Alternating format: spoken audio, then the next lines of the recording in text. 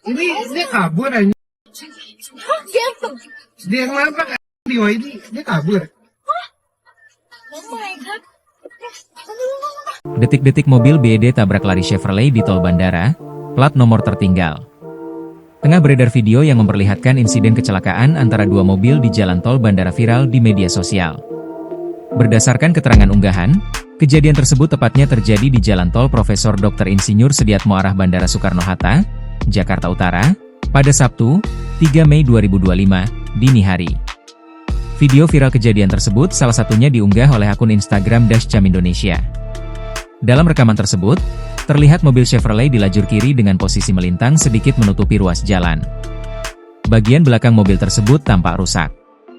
Tampak pelaku penabrakan adalah mobil BYD Seal. Tampak kap mobil listrik asal Cina itu terbuka akibat benturan. Alih-alih berhenti, pengemudi mobil mengambil lajur kanan untuk menghindari mobil korban dan melaju kencang meninggalkan lokasi kejadian. Namun, plat nomor kendaraan, TNKB, tertinggal di lokasi kejadian.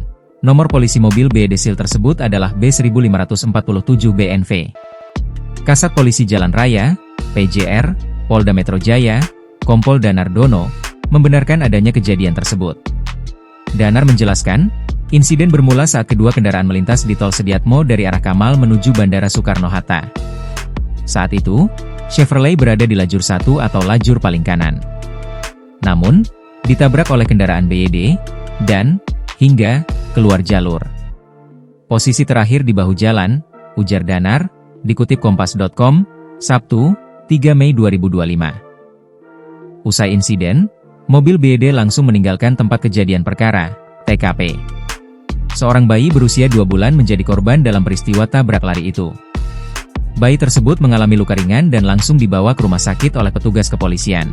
Download Tribun X sekarang, menghadirkan lokal menjadi Indonesia.